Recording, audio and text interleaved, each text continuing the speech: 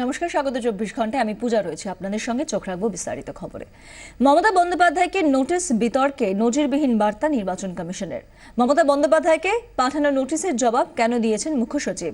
কারণ জানতে চেয়ে মুখ্য সচিব বাসুদেব বন্দ্যোপাধ্যায়কে চিঠি দিলেন নির্বাচন কমিশনের সচিব আর.কে শ্রীবাস্তব।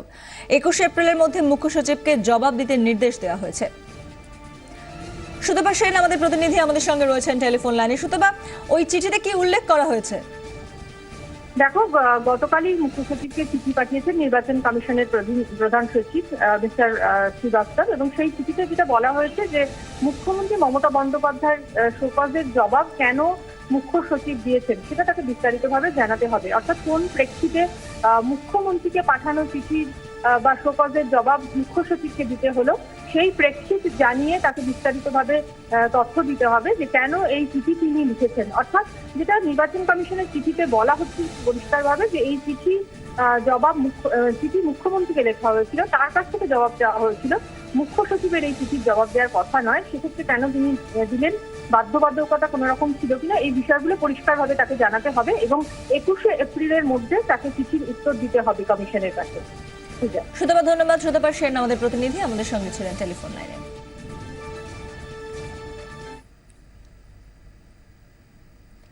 তৃণমূল নেত্রী মমতা বন্দ্যোপাধ্যায়কে নতুন করে শোকজের চিঠি পাঠালো নির্বাচন কমিশন। নেত্রীর হরিশ চ্যাটার্জি স্ট্রিটের ঠিকানায় পাঠানো হয়েছে চিঠি। এই মাসের 22 তারিখের মধ্যে শোকজের উত্তর দিতে হবে মমতা বন্দ্যোপাধ্যায়কে। আসানসোলে জনসভায় নতুন জেলা গঠনের ঘোষণা নিয়ে বিতর্কের জল গড়ায় কমিশন পর্যন্ত। মমতা বন্দ্যোপাধ্যায়কে শোকজ করে নির্বাচন কমিশন। সেই চিঠির উত্তর দেন মুখ্য সচিব, আর তা ঘিরে তৈরি হয় নয়া বিতর্ক। মমতা বন্দ্যোপাধ্যায়কে দেওয়া শোকজের চিঠির উত্তর কেন মুখ্য সচিব দিলেন তা নিয়ে প্রশ্ন তোলে কমিশন। উত্তর গ্রহণ করা হয়নি। মুখ্য সচিব কেন উত্তর দিয়েছেন নির্বাচনী জনসভায়, তার কারণও জানান মমতা বন্দ্যোপাধ্যায়।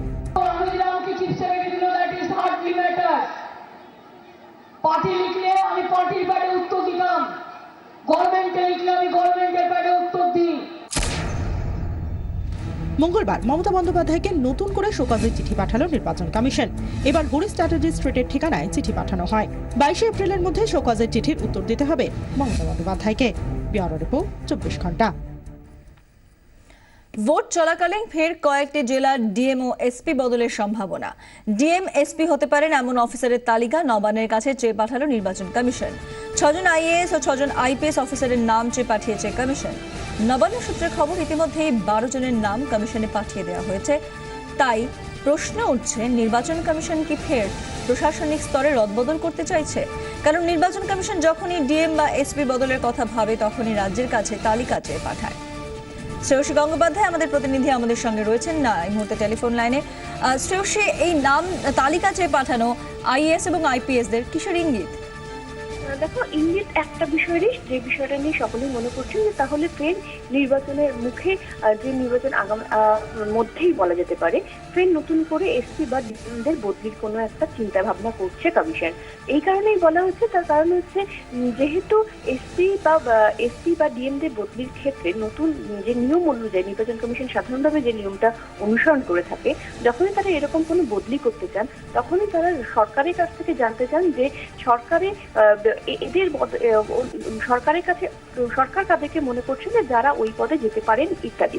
ফলে সেই জায়গা থেকে সরকারের কাছ থেকে আইপিএস এবং আইএএস দের বেশ কিছু নাম নির্বাচন কমিশন চেয়ে পাঠায় এসপি বা ডিএমদের বদলির ক্ষেত্রে, এবং সেই নামের ক্ষেত্রে নির্বাচন কমিশন সেটা তারা নিজে পরখ করে দেখে যে এই যাদের নাম সরকারের তরফে পাঠানো হচ্ছে সেই তারা কতটা নিরপেক্ষ।